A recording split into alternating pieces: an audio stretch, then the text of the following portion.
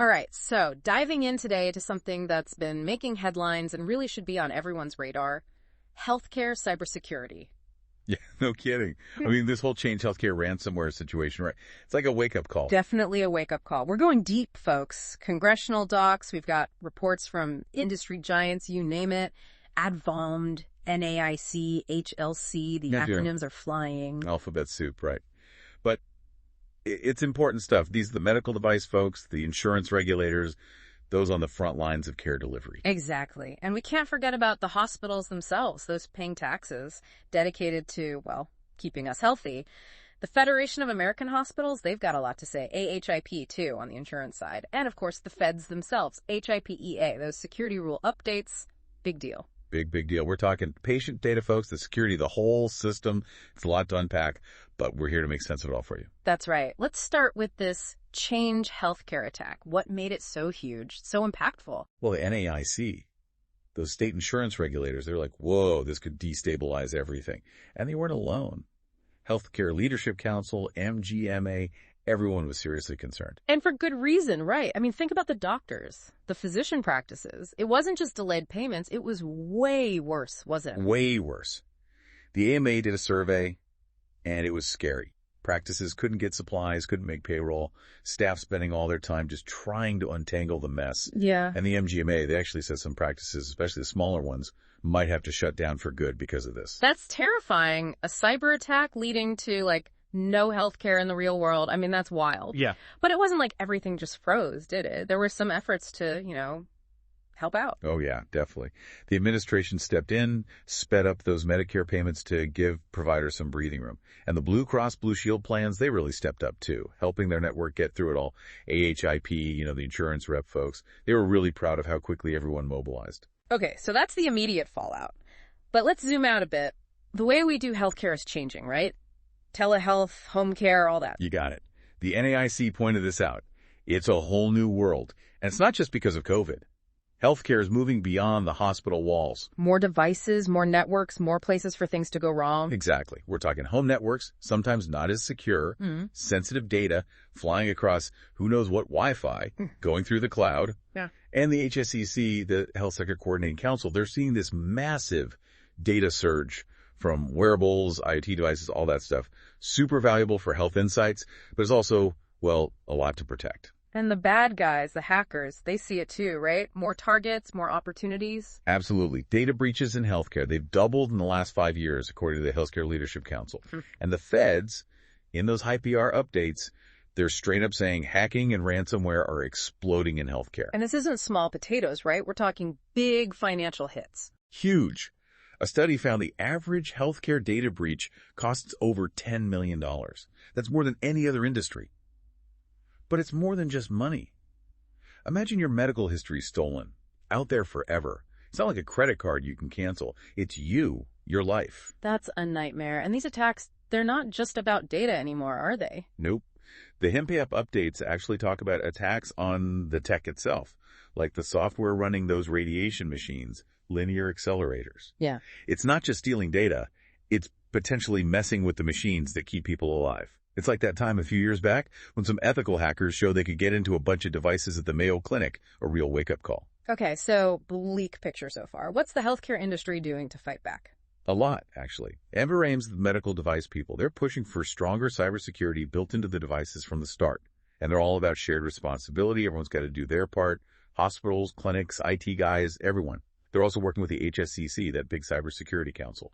Hundreds of organizations all trying to tackle this together. So more than just reacting to each attack, what's the strategy? Advine Bain is big on this. Bake security into the design from day one. Then have clear ways for folks to report vulnerabilities when they find them. And of course, share that info quickly and efficiently across the industry. Like, hey, we found this problem, watch out. Okay, makes sense. Proactive stuff.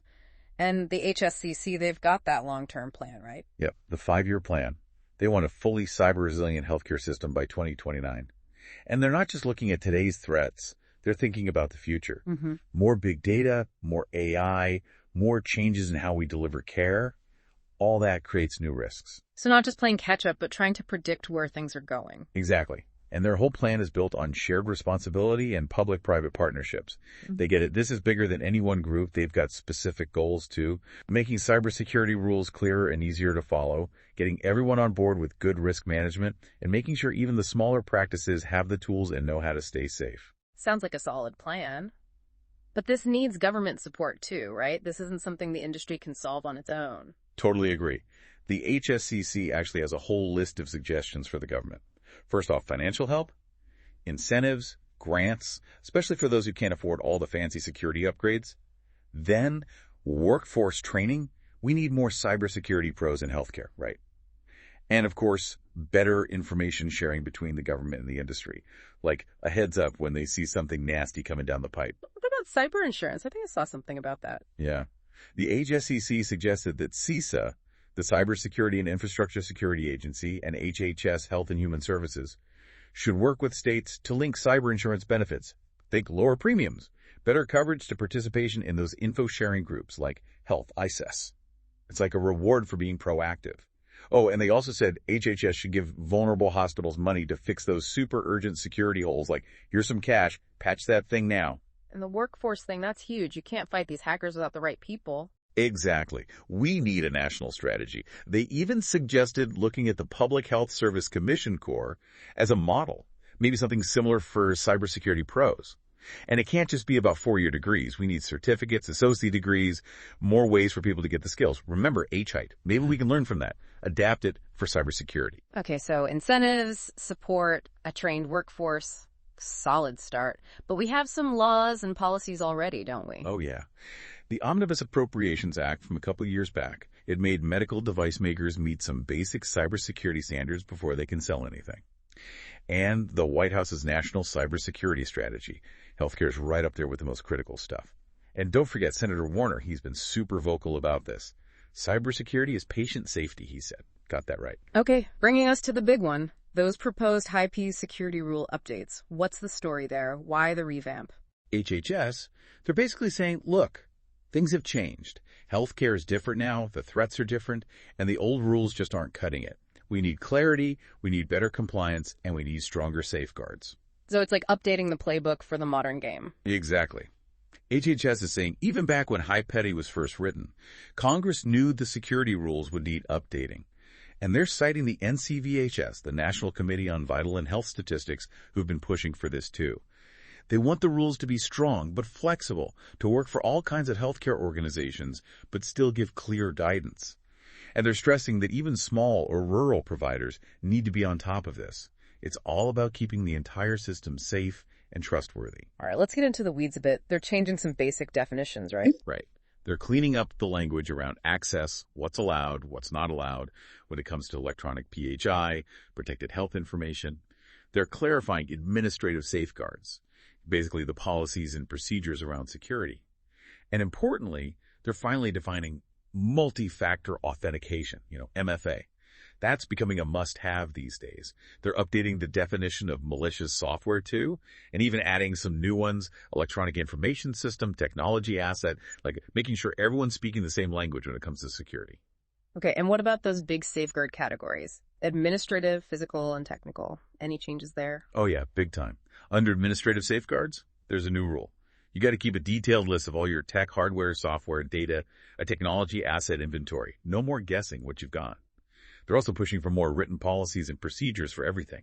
Risk analysis, patching those software holes, checking those activity logs, having a plan for when things go wrong. Basically, get it all down in writing and make sure it's up to date. Sounds organized. And physical safeguards. You can't just have a lock on the door anymore. You got to have a written policy about that lock, about who has the key, about when you check that the lock is working. It's all about proving you're taking this seriously. And the technical safeguards, this is where the tech nerds get excited, right? This is where it gets real. First off, MFA, multi-factor authentication, is becoming mandatory. Got to have that extra layer of security. Then, automatic log off. Leave your computer for too long. Bam, logged out. Helps prevent snooping. Encryption. That's getting a boost too. Encrypt that data, both when it's sitting there and when it's moving around. There are a few exceptions, though some medical devices can't handle encryption without messing up how they work. And then there's vulnerability management. Got to scan for those weaknesses regularly and do those penetration tests, where they try to break in and see how strong your defenses really are. And of course, patching. Got to stay on top of those software updates. Like the minute a patch comes out, you install it. No more dragging your feet. Wow, a lot of changes. And it's not just about the hospitals and clinics themselves. It's about those business associates too, right? The folks they work with. Right. Those business associate agreements. Now they got to include a clause where the associate has to tell the main organization, the hospital, the clinic, if they have to activate their contingency plan, like if they get hit with ransomware, and they got to do it fast within 24 hours. That way, everyone knows what's going on and can coordinate their response. Oh, and those group health plans. Their documents now got to say that anyone handling electronic PHI has to follow the HIPAA Security Rule, and they got to report any security incidents to the plan. Transparency is key. And one more thing, HHS wants to add a severability clause to the rule. Basically, if a court throws out part of the rule, the rest still stands. Smart move. So it's a pretty big overhaul. And they're even thinking about the future, right? All the new tech coming down the line. Yeah. They're specifically asking for input on things like quantum computing, AI, virtual reality, all that. They know this stuff is coming to healthcare, and they want to be ready. It's like, hey, experts, tell us what we need to worry about with this new tech. And remember, that executive order on AI, HHS has to come up with a plan for how to use AI responsibly in healthcare, and cybersecurity is going to be a big part of that. And in all this, we keep hearing about HITRUST. What's the deal with that? HITRUST is like a gold standard for information security in healthcare. It helps organizations manage their risks, comply with all the rules, including HIPAA. It lines up with other frameworks like MITRE, ATT, and CK, and is all about transparency, scalability, making sure it works for everyone. And guess what? Companies that get HITRUST certified, they have way fewer data breaches. It's like a seal of approval. And they're not stopping there. They're already working on AI certification, so they're definitely staying ahead of the curve. Okay, so we've got all these different pieces, industry efforts, government recommendations, new rules. What's the big takeaway? What's the message? Simple, really. The Healthcare Leadership Council said it best. We need a strong, unified response. Everyone in healthcare has to work together. And the government. They need to help, not punish. Give us guidance. Give us resources. But don't come down hard on those who get hit, especially if they were doing their best to protect themselves. The HLC also called for clear guidelines on what to do when ransomware strikes, maybe even some kind of safe harbor for those who've done everything right but still get hit. And they want better coordination between all the different groups involved in this. AHIP, the insurance folks, they're pushing for third-party verification of security practices, especially for those big events that affect everyone. And MGMA. They're still hammering home the basics. Every single physician practice needs to have strong cybersecurity policies, no matter how small they are. So lots of moving parts, but ultimately it's all about working together, right? Absolutely. It's a shared responsibility. Everyone has a role to play. We need to be proactive, not reactive. Always thinking ahead, always strengthening those defenses. The Apple updates are a big step in the right direction. But it doesn't stop there. This is an ongoing battle, and we all got to be in it together. So, to wrap it up, Change Healthcare, it was a wake-up call. The industry's stepping up, the government's making moves, but it's not over. Healthcare, cybersecurity, it's complex, it's constantly evolving, and it affects all of us. And that brings us to you, our listener. Think about it. In this hyper-connected world, with all these threats lurking, what can you do to protect your own health data? It's your information, your privacy, your health. Take an active role, ask questions, demand better security. It's a shared responsibility, and we all have a part to play. Thanks for joining us on this deep dive.